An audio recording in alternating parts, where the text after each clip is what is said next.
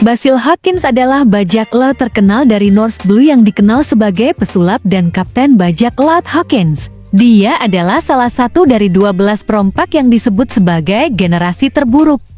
Bounty yang diketahui sebelumnya adalah Barry, tetapi setelah tim Escape, itu dinaikkan menjadi Barry. Setelah bertemu Kaido, ia bergabung dengan bajak laut Beast dan menjadi salah satu headliners kru. Sebelum lanjut video pembahasannya, jangan lupa subscribe dan nyalakan notifikasi loncengnya, agar tidak ketinggalan video menarik selanjutnya.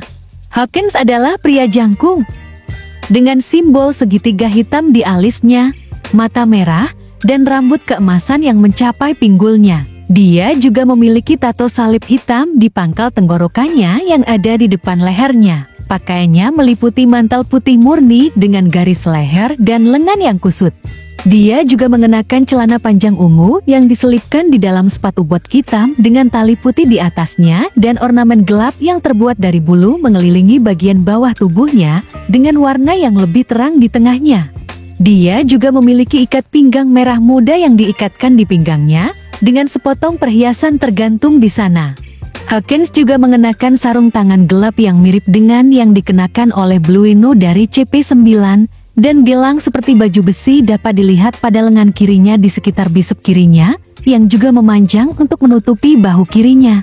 Di pinggul kanannya ia membawa pedang dengan tongkat rumit yang menyerupai boneka voodoo. Di SBS volume 64, Oda menggambar Supernova sebagai anak-anak.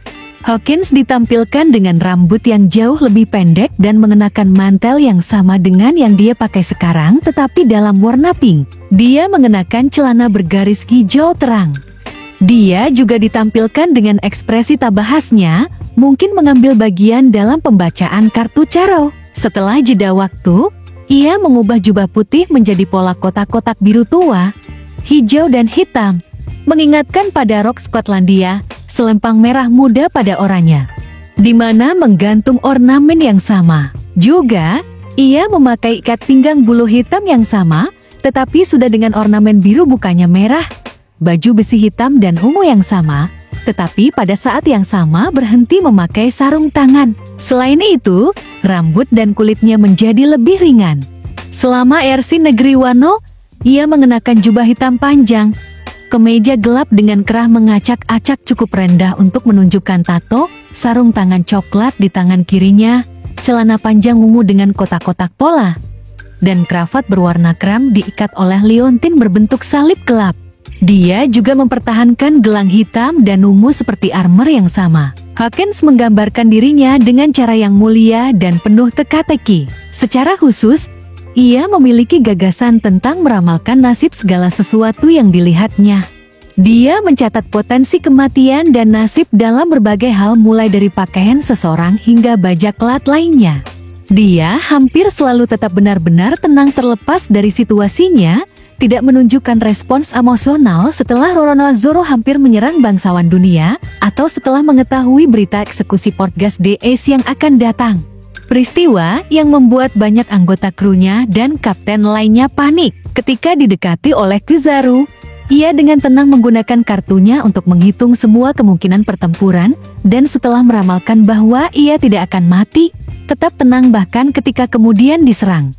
Dia tampaknya selalu serius, dan sebelum pertempuran dengan Brownbird, dengan dingin berkomentar bahwa dia membenci lelucon. Namun, ia telah terlihat mengekspresikan kejutan luar, seperti yang terlihat ketika Uroch bertambah besar saat bertarung melawan Pacifista. Dia tidak lemah terhadap tubuh wanita, dan mampu melakukan penggerebekan di pemandian campuran gender tanpa masalah, tidak seperti rekannya Supernova ke-10 Drake. Dia tampaknya menentang gagasan kekerasan yang tidak perlu dalam situasi sosial, seperti yang terlihat ketika dia menghentikan krunya dari menyerang pelayan setelah yang terakhir secara tidak sengaja menumpahkan spaghetti di seluruh pakaiannya, bahkan meminta maaf kepada pelayan itu sendiri. Hawkins bahkan menduga kemungkinan bahwa Luffy dan Zoro sedang berlibur di Wano ketika dia bertemu mereka di sana, dan bahkan dengan sopan menyarankan kepada kedua topi jerami itu agar mereka pergi saja sebelum Bruce bermasalah. Ini mengisyaratkan bahwa Hawkins akan membiarkan mereka pergi tanpa risiko konfrontasi seandainya topi jerami mematuhi. Namun, meskipun demikian, dalam pertempuran, Dia sangat kejam dan kejam, telah membunuh hampir semua kru Brownbird dan meninggalkan Brownbird di ambang kematian dan meninggalkannya tanpa menggunakan kakinya. Kekuatan voodoo-nya sendiri menyiratkan kekejaman dan sikap apatis, karena dia membiarkan orang lain menderita kerusakan yang seharusnya dia pertahankan dan tampaknya tidak punya masalah dengan itu. Dia juga tidak punya masalah menggunakan kru Lo sebagai avatar untuk bonekanya untuk mencegah Lo dari menyerangnya. Bahkan mengiris lengannya sendiri untuk melukai Shaki dan untuk memaksa Lo untuk menyerah. Namun, ia tampaknya memiliki sisi terhormat ketika ia setuju untuk membebaskan anak buah Lo setelah Lo menawarkan untuk menyerahkan diri dengan imbalan kebebasan krunya. Hawkins tampaknya percaya diri dengan kemampuannya meramalkan dan buah iblis. Ketika Laksamana Borsalino datang ke Kepulauan Sabaody setelah Luffy meninju seorang bangsawan dunia, dia bertahan ketika dia memperkirakan dia tidak akan mati. Sesuai dengan prediksinya, bahkan setelah dikalahkan oleh Borsalino, Hawkins tidak terbunuh ketika Borsalino mengejar bajak laut topi jerami. Ketika mendengar tentang sebuah kapal yang tiba di Wano, Hawkins pergi ke pantai Kuri untuk mengurus keributan itu sendiri, di mana ia sempat bentrok dengan Luffy dan Zoro, dua perompak terkenal dari generasi terburuk. Ketika mendengar tentang masalah yang disebabkan Luffy di kota Bakura, Hawkins menuju ke sana sendiri di mana ia sempat berselisih dengan Lo, bajak laut terkenal lain dari generasi terburuk. Hawkins tidak meremehkan lawan-lawannya, karena ia menyarankan bawahannya untuk tidak melawan Luffy secara langsung dan mencatat bahwa ia dan Lo bermasalah, bahkan mengakui buah iblis Lo ketika ia berselisih dengannya di kota Bakura. Meskipun percaya diri dengan kemampuannya sendiri, ia pragmatis untuk memilih tunduk daripada mati demi kesombongannya. Ketika Kaido berhadapan dengan aliansi yang dikhianati Apu, Hawkins memilih untuk bergabung dengan Kaido karena melawannya, tahu betul bahwa dia tidak memiliki kesempatan untuk bertahan hidup karena menantang, bahkan jika itu berarti mengkhianati aliansi dengan Cat. Hawkins adalah bajak laut yang menakutkan, bersama krunya, berhasil selamat dari paruh pertama Grand Line dan memasuki dunia baru. Reputasinya memberinya hadiah menakjubkan sebesar Barry, tertinggi kelima di antara supernova, sama dengan Roronoa Zoro, dan cukup kuat untuk menangani kekalahan yang melumpuhkan bagi seluruh bajak laut Brownbird. Bukti lain tentang kekuatannya adalah fakta bahwa ia mampu melukai Zoro, seseorang yang nyaris tidak mendapatkan dirinya terluka setelah pelatihan tim Escape-nya. Hawkins sering berbicara seperti peramal dan telah dicatat menyebutkan membaca tanda-tanda. Dia dapat menggunakan kartu tarot untuk membantunya dalam menentukan hasil dari suatu peristiwa, serta kemungkinan keberhasilannya sendiri. Ini terbukti sangat membantu dalam banyak situasi, karena memungkinkan dia untuk menentukan hasil pertempuran dan bertindak sesuai dengannya. Kartu-kartunya memungkinkan dia untuk bekerja pada persentase peluang terjadinya sesuatu.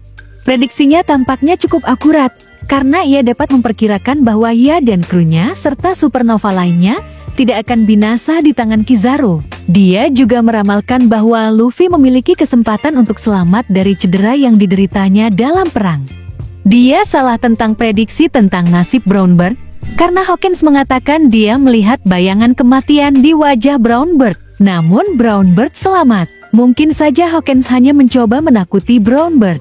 Hawkins ditampilkan menggunakan setumpuk 72 kartu Charo. Awalnya kartu biru yang digunakan dengan perbatasan abu-abu gelap dan bintang kuning berujung 4 di tengah atas semburan biru gelap.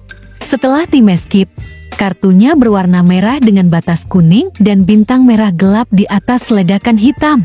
Di Enemy, ia kembali menggunakan kartu biru selama RC Negeri Wano.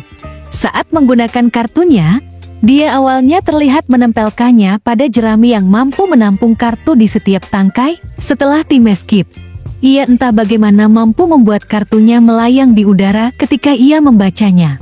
Enemy menunjukkan dia masih menggunakan sedotan pada awalnya sebelum memperbaikinya nanti. Dalam Enemy, dimulai di RC Negeri Wano, kartu-kartu itu tampak bersinar baik putih kebiruan atau ungu merah muda ketika dia menggunakannya.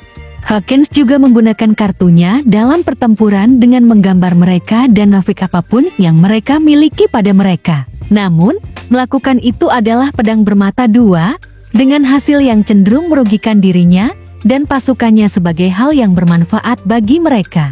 Dia mengklaim bahwa semakin besar resiko yang dia tanggung, dia akan memiliki peluang lebih besar untuk diberikan kartu yang bagus. Efek kartu dapat berubah tergantung pada apakah kartu ditarik terbalik atau tidak.